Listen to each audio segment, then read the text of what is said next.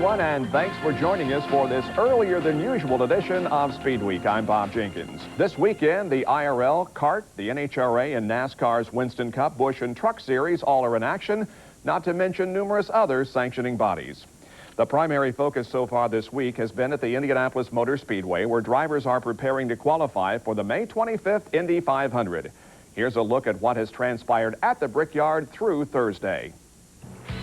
Well, the track opened on Saturday with rookie orientation, the scheduled activity, but for the third time in 4 years, opening day was rained out. In the garage area, the big news was the new oil-absorbent diapers that line the undertrays of the cars. The IRL is mandating that each car carry the device, which also has a fire restraint heat shield. The mandate was in response to the high number of blown engines and subsequent oil leaks that took place in Phoenix. It was also announced on Saturday that Davy Jones had his halo restraint collar removed. His recovery from the January crash at Orlando continues to be ahead of schedule. The runner-up in last year's Indy 500 plans to spend time at the Speedway this month helping Team Gallus. On Sunday, Team Menard shocked everyone when they announced they were switching from Firestone to Goodyear tires.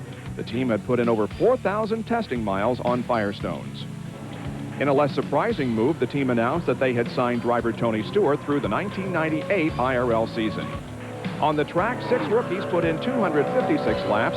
Vincenzo Sospiri and Kenny Breck completed 4 of the necessary 5 orientation phases, with Sospiri putting in the fastest lap of the day at 2:11.964 miles an hour.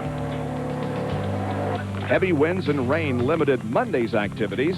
The wind was so powerful that it blew a piece of wood from the grandstand onto the track. Rookie Sam Schmidt clipped the piece but suffered no damage to his car. The first incident of the month took place on Tuesday when rookie Jeff Ward spun in his own oil and then hit the turn 3 wall.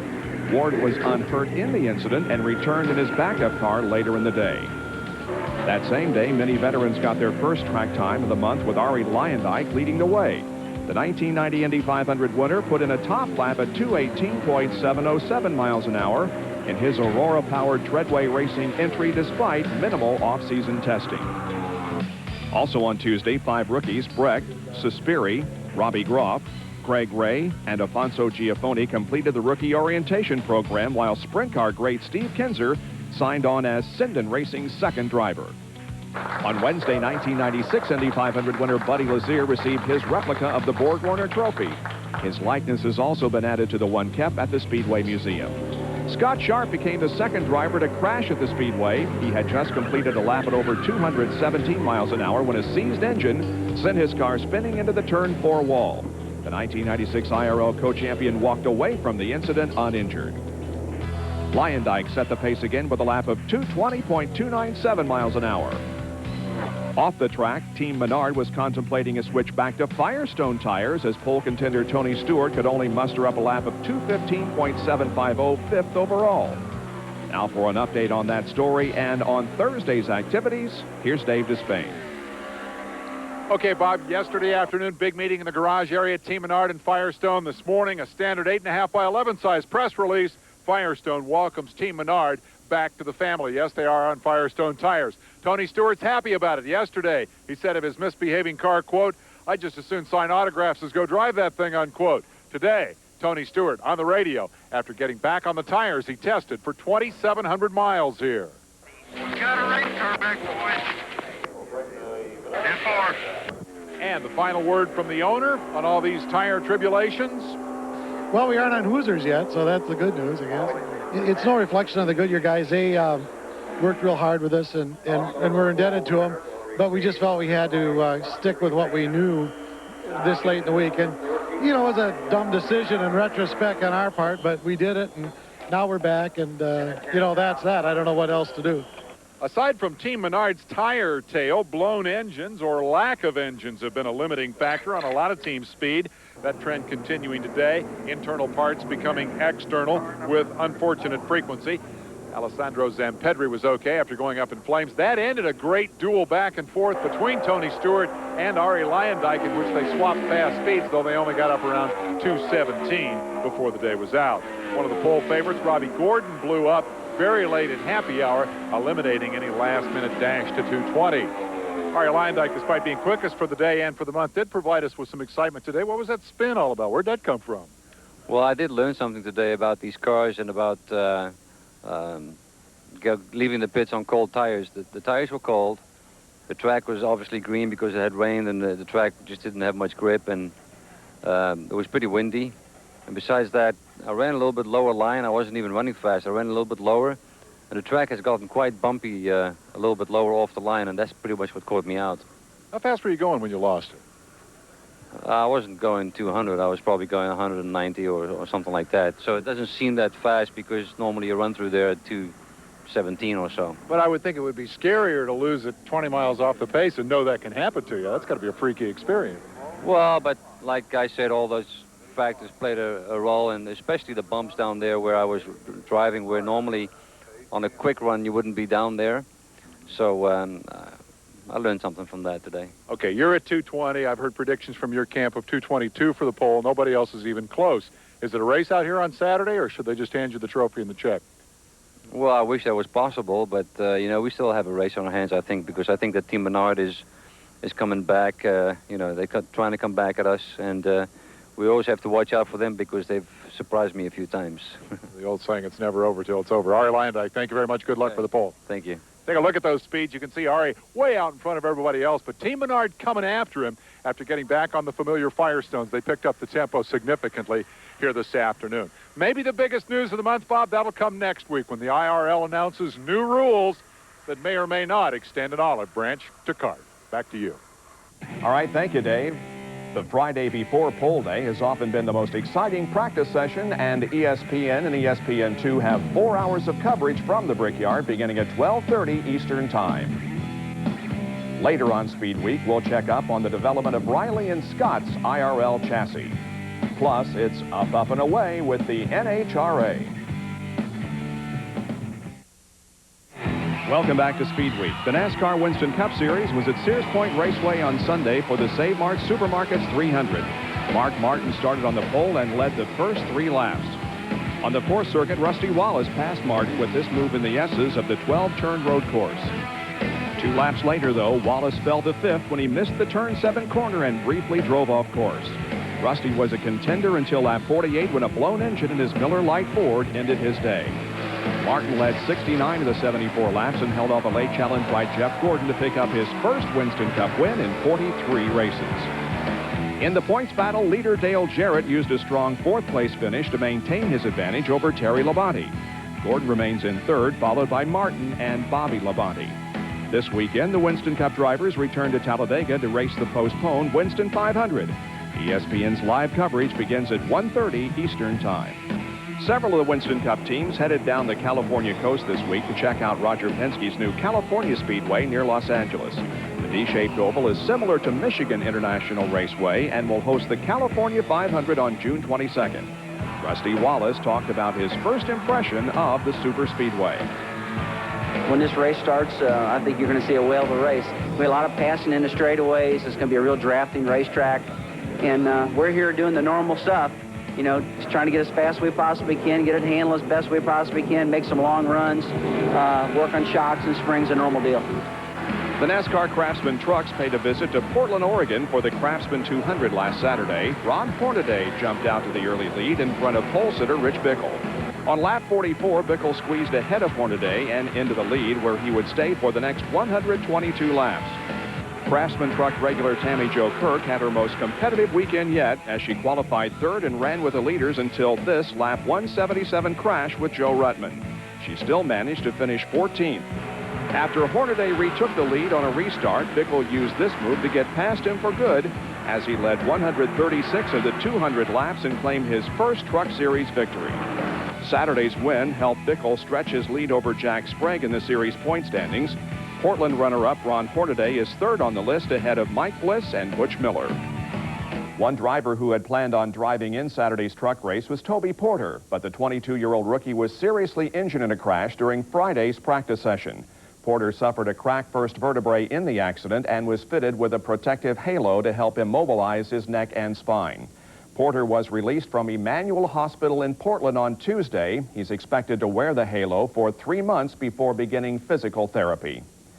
The NHRA Winston Drag Racing Series held its inaugural Lone Star Nationals last weekend, and as Dave McClellan reports, there were a few drivers who had a hard time keeping their machines on the ground. That's right, Bob. We began in the first round of pro stock elimination, where the near lane's Mike Bell got out of the groove during his run against Scott Jeffrion.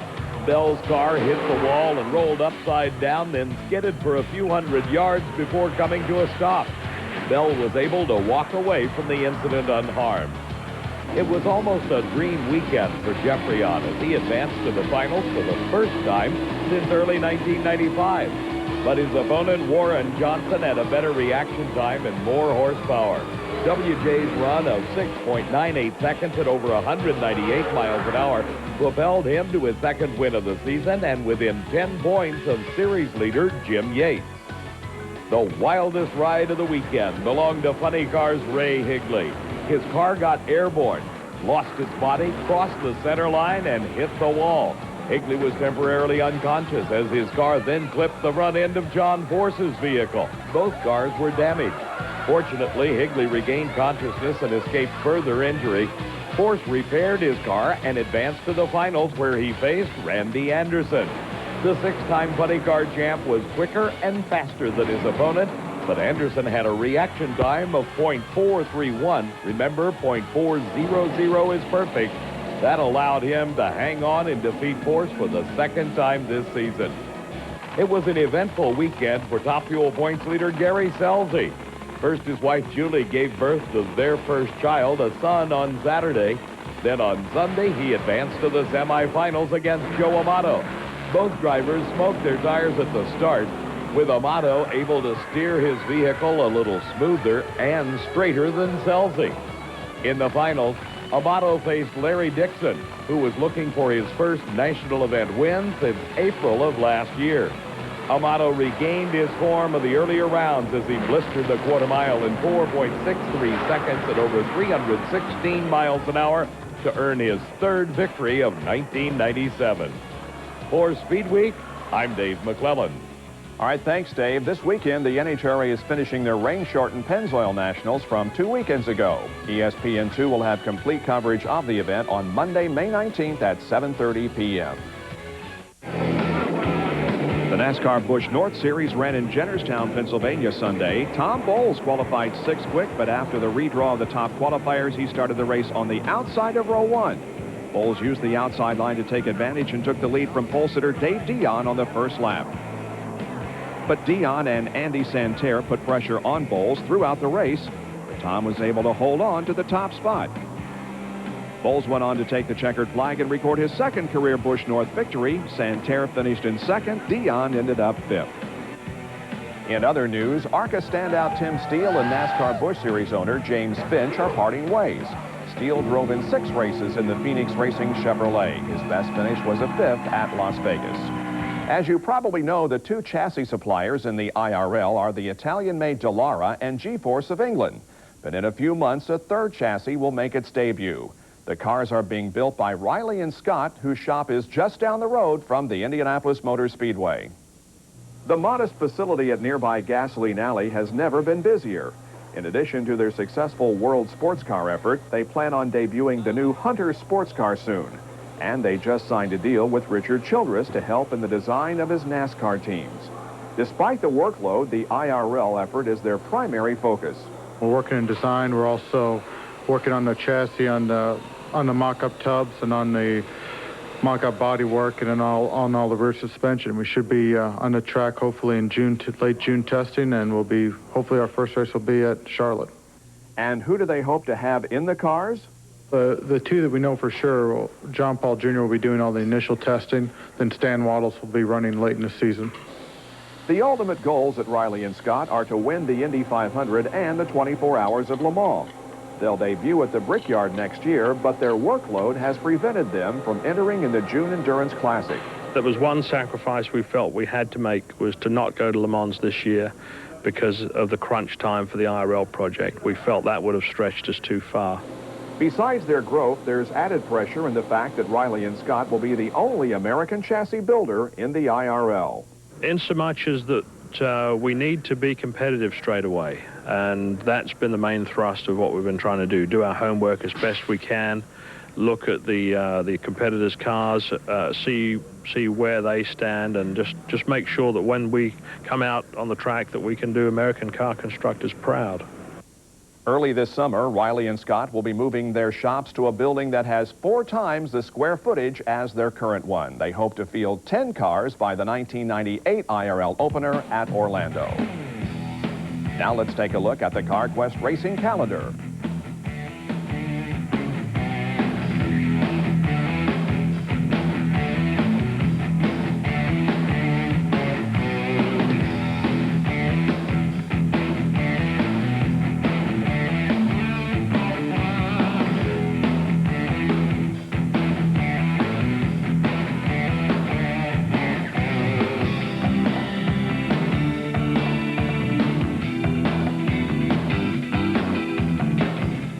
For all your auto parts needs, you'll find them at CarQuest.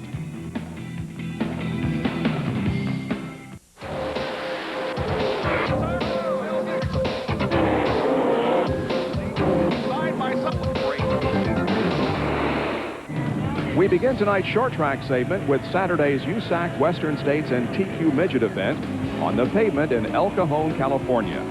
It was an eventful night for TQ driver J.J. Irksey. In his heat race, he completed this 360 after going over a wheel. In the TQ feature, J.J. climbed Jim Steiner's wheel, launching him into the fence. J.J. fared better than the signboards. In the midget feature, Rick Hendricks beat pole sitter John Capps out of turn 2. That's points leader Ricky Shelton dropping back after contact with Scott Hansen. With just 6 laps to go, Hansen got around Hendricks for the top spot. The all-time TQ feature winner held on to record his first career Western States win and become the 9th different winner in 11 races. Round 4 of the NARC Golden State Challenge took place Saturday night in Calistoga, California. Bud Kading, the youngest son of Brent, took this wild ride in qualifying. He was okay and, in fact, returned later in a different car. Pole sitter Jason Lund got the jump on Randy Tyner at the start of the main event and led early. But on lap 7, Bobby McMahon shot past Lund for the top spot. McMahon's front wing came loose and eventually fell off. During a red flag for Craig Dillard's Tommy Tipover, McMahon was able to pit and replace the wing. Bobby held on to the lead and took the checkered flag for the 3rd time this year, giving him the points lead. The Frigidaire All-Stars rode into Lincoln Speedway in Pennsylvania Saturday. In the B-Main, Ed Lynch Jr. and Todd Gracie got together, sending Gracie into this wild series of flips. He was uninjured. Dave Blaney started on the pole of the 40-lap feature, but it was 17-year-old Tyler Walker grabbing the lead on the high side. Lance DeWeese flew past the youngster on the backstretch on lap 3, but Walker battled back down low, regaining the top spot. Walker stayed down low, and with just 3 laps to go, was passed by the rim-riding DeWeese. Billy Pout stole second from Walker on the final lap, but could not catch DeWeese, who pocketed the $4,000 top prize.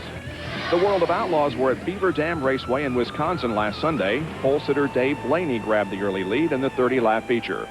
Following an Andy Hillenberg spin, Steve Kinzer rode the low line past Blaney and into the lead. Meanwhile, Mark Kinzer was on the move. After starting 11th, he quickly fought his way up to the 3rd spot. Both Blaney and Mark got by Steve after he got loose in turn 4, but the 14-time Outlaw champ got a run off turn 2 and retook the lead. But Steve again got sideways in turn 4 and surrendered the lead for good. Later, Mark Kinzer used traffic to get by Blaney and assume the lead.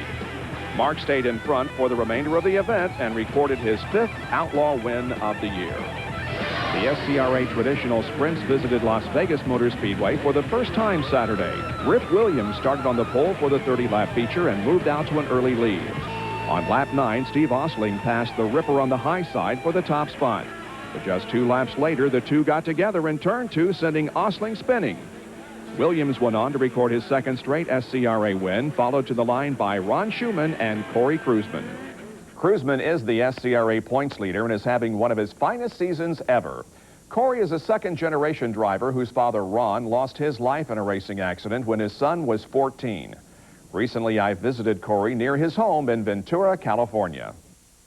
Corey, it would seem that somebody whose father was killed in racing would not be interested in that himself, but you are. Why? Well, you know, when Ron got killed, he was a great inspiration to me. He was somebody I've always looked up to. And when he got killed, I've kind of always wanted to pick up where he left off. We've met a lot of people in racing, and it's kind of been a family to us, so it's hard to abandon the family. What does your mom, though, think about this? Well, she probably wasn't real sure of it at the get-go, but she has backed me 100%. She is always there for encouragement, so I think she's getting better and better with it as the years go on. So where and when did you begin your racing career?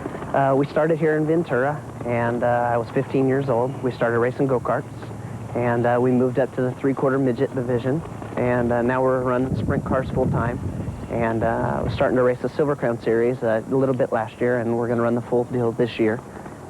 So we're getting a little bit better where we want to be. You had a terrible crash a couple of years ago at Sacramento. Again, that's something that it seems you would say, hey, enough of this for me. Yeah, we did have a pretty bad one there. We were in Andy Bondio's car, and luckily it was a real built race car that held up real well. And, you know, we broke a couple pieces and bumps and bruises, but other than that, we've come out with, I think, all of our good senses. So. And I think there was a young lady who perhaps nursed you back to health, and then you married her, huh? Yeah, me and Carrie, we met in high school, and we just got married a year ago, and she's taken pretty good care of me. So now the career has taken off, and I guess we'll be seeing more of you in the Midwest this year than last year. Yes, we're going to come back. We're going to run for Gardner Motorsports. We're going to run some of the pavement sprint car series, and we're going to do a little bit of dirt. Harlan Willis is going to bring his sprint car back, and we're going to run the Indiana SpeedWeek in July, and we're going to try to run the full Silver Crown Series. And what's the goal in racing for Corey Kruzman? Well, you know, eventually I would like to make it to either the NAS Truck Series, the IRL, or Winston Cup cars, but that's a lot of being at the right place in the right time, and luckily we've got Kerry Agajanian standing behind us right now, and with somebody as big as him, hopefully that's a real big step for me.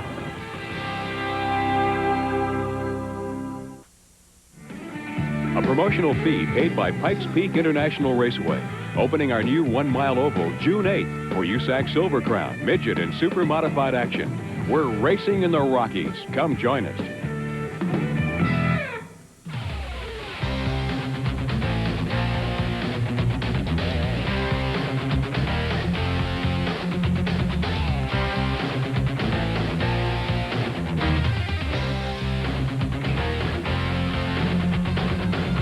And that will do it for this edition of Speed Week. We'll be back on Friday night next week with a Bubble Day preview from Indianapolis, plus Winston Cup and NHRA highlights from Talladega and Richmond. That's Speed Week next Friday night at 1:30 Eastern, 10:30 Pacific. And we hope to see you Saturday from Talladega. Don't forget, ESPN's coverage begins at 1:30 Eastern Time. Have a great weekend. So long, everyone.